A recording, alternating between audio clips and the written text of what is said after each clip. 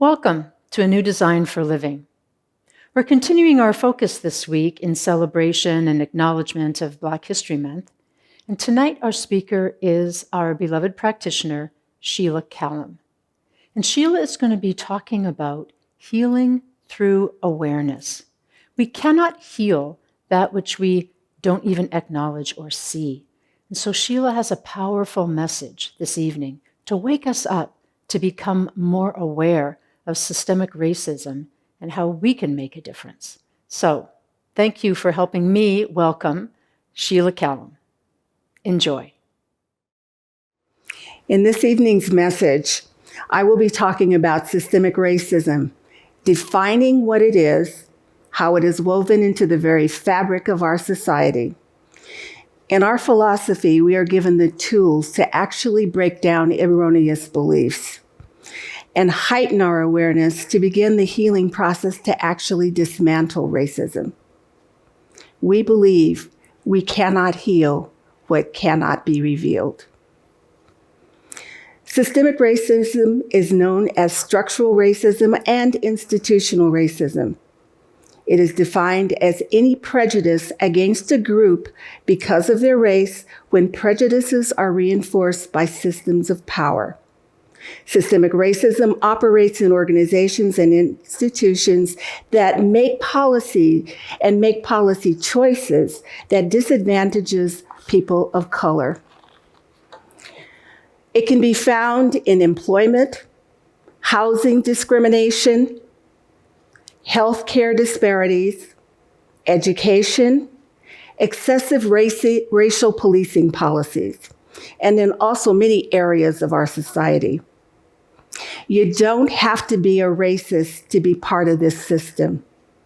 It's the system and our acceptance and complacency in it that gives racism its power, not individual intent. Most people don't wake up and say, hey, I'm going to be a racist today. But over 400 years of systemic oppression has set large groups of people and people of color at a distinct power advantage. As a Black woman, I have lived with systemic racism all my life. I was a student in the 1960s when the civil rights movement was in full force.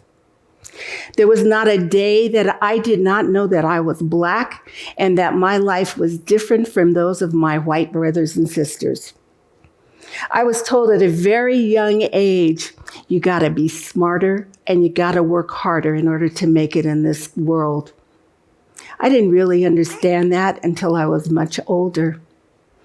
After graduating from high school, I was accepted in college, and I was so excited for this new chapter in my life because I was the first one in my family of 5 generations to go to college. After making an appointment with my academic advisor, I was so excited to hear all of the things that I had to do in discovering this new part of my life. I was met with actually an unreal situation. When I went to her office and after exchanging the pleasantries, she started launching into a laundry list of reasons why Black students at that university were not successful in the English department. And I had declared English as my major.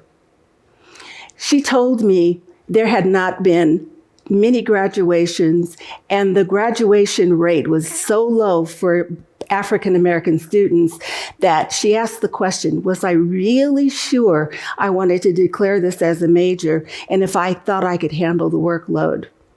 I was devastated. I felt so unsupported and deflated by actually waiting so long to have this opportunity to go to the university and then be told that I may not be successful. Well, fortunately, and due to the grace of God, I finished a degree in English and went on to complete studies for my master's degree in human development. So there is no one or nothing that can stop us with the power of God behind us. In the education today, there are so many African American and Latinx students who are now going to classes with so many interpersonal problems. Not only are they trying to navigate the school system, and with COVID-19 going on, they're bringing their interpersonal problems, not only just their backpacks, but problems into the classroom. When they misbehave, they are usually expelled. And the expulsion rate for Latinx and African American students is 6 times higher than their white counterparts. 70% of students who are arrested in school and referred to law enforcement are Black. These high suspension rates often lead to the school-to-prison pipeline, resulting in high incarceration rates, lost employment, opportunities for getting into additional trouble and crime, and ultimately poverty. The real tragedy here is the loss of our childhood. Systemic racism and disparities are also found in employment opportunities. Unemployment rates for Blacks is 16% higher than whites. Not only do Black people have a higher unemployment rate than average, they often are left out of high-paying jobs. This also impacts the income and wage inequality gap, which is a significant problem today. Black Americans are also twice as likely as white Americans to lack health insurance, making it difficult to receive proper health care. Disparities can be seen across a number of chronic diseases, diabetes, heart issues, hypertension, as well as the current pandemic. In housing, the Fair Housing Act was passed over 50 years ago, yet discriminatory practices of U.S. banks is still evident and a primary cause for racial segregation in our communities. While discrimination in lending is technically illegal, disparities in lending policies are still enormous. African Americans and Latinx continue to be denied mortgages at a far higher rate than whites. Redlining is the practice where banks can approve or reject mortgages based on lines drawn around certain neighborhoods. Banks often rate these areas as completely ineligible for home and business loans. Without these loans, houses and communities often fall into disrepair, and then they produce these low tax bases for the area, which result in poor quality schools. Police brutality. The death of George Floyd and Breonna Taylor and the latest shooting of Jacob Blake has brought up the issue of police brutality. It is now front and center. We see it on our television screens every evening. It has sparked the largest protest movement since the 1960s. Most people were shocked at the callousness and cruelty of the police who killed a Black man right in broad daylight, right in front of our eyes. But to the Black community, this is not uncommon. Black men are 2.5 times more likely to be killed by police than white men. Racial bias is documented in plea bargains and sentencing. Get tough on crime mandates of the 80s, 90s, and early 2000s has led to mass incarceration of Black people. Most Black families have the talk with their children. My father told my brothers at a very early age, don't ever talk back to police officers. If you are driving and you are stopped, you pull over into a lighted area with people around where you can be seen. Do not reach into your pockets. Do not reach into the glove compartment until you are told, and then explain to them what you are doing. My brothers all were stopped. And most Black men that I know have been stopped and pulled over by police when we call driving while Black, and sometimes even walking on the streets while Black. It doesn't have to be this way. When I was growing up, the police officers were members of our community. They came to our schools, they gave crime prevention talks, and they knew almost all of the kids in our community. They were part of our community because they lived there. It was a day when there was no anxiety of ever being pulled over, of being stopped while walking in an unknown neighborhood. But today, these are real issues and real problems facing Black men and now facing our country. So what is ours to do? That is the question that we're asking in our spiritual conversations right now. What can we do? In the philosophy of science of mind, Ernest Holmes says, when we let that is within us go out to the God who is in all people and the divine presence that is in all things, then we are loving God with all our heart and mind and soul, because we are recognizing that the spirit within us is the same spirit that we meet in others. This is truly loving our neighbors as ourselves. Love is the law of God. We believe we are spiritual beings. If we are about spiritual living, there is no room for persecution, hatred, judgment, condemnation, or any person or group of people. Joel Goldsmith, the mystic, says, "It is not only inconsistent, but hypocritical to talk about the Christ and our great love for God in one breath, and then in the next speak disparagingly of our neighbor who is of a different race, creed, color, nationality, political affiliation, or economic status." So, I invite you to reflect how each of us may accept and support institutions and organizational policies in our own lives. What is our part in it?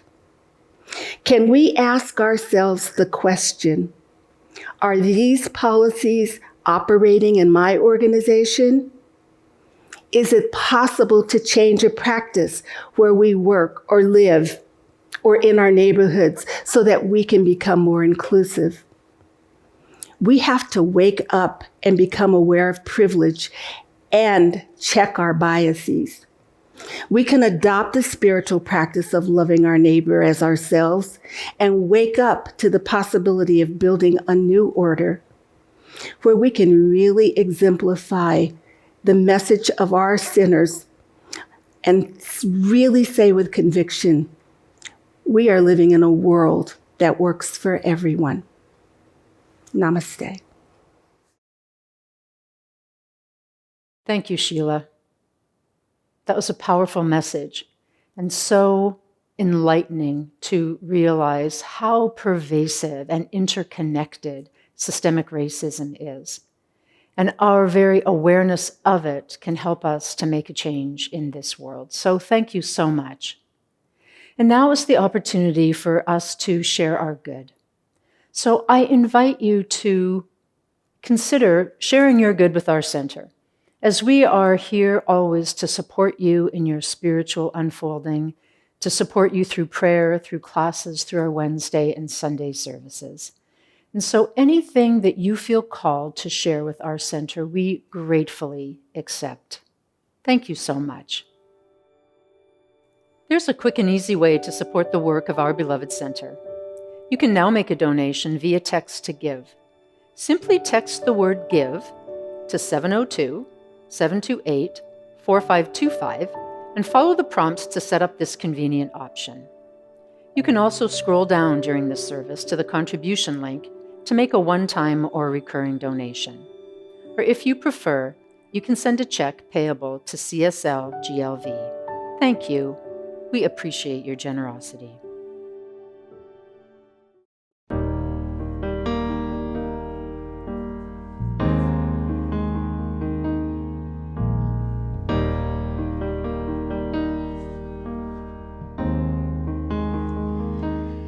Let me be a candle, let me be a radiant star, let me be a beacon, shining who you are, let me be the mirror love. Let me be a lantern of your love. Shine through me, shine through me. Let the light within me help this troubled world to see. Shine through me, shine through me. Use this willing vessel, Holy Spirit, shine through me.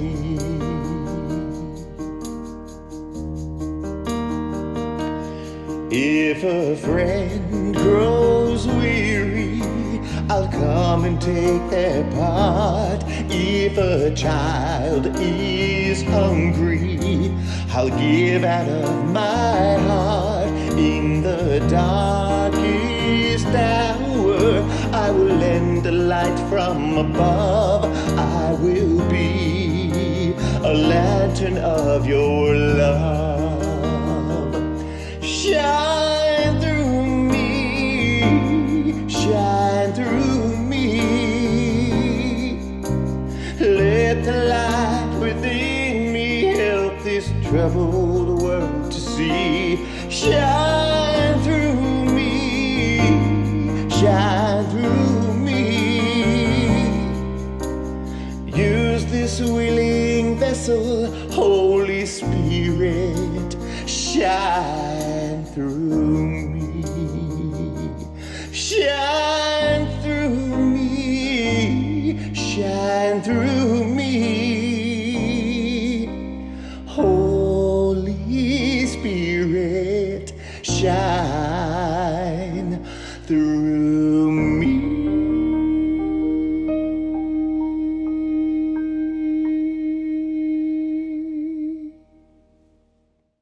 Thank you for your generous giving. Know that our ministers and practitioners are here to support you as we continue to walk this unprecedented path in history. We are here to support you. We are here to come together as a community to lift each other up in these challenging times and to continue to deepen in our spiritual awareness. So again, thank you so much. All evolution is a result of the action of an imprisoned splendor which exists at the center of our being. Today, I seek the divine pattern at the center of my own being. Affirming its reality, I permit its essence to flow through me. Claiming it as my very own, I embrace it. I embrace a new design for living. I invite you to do the same. Have a wonderful week.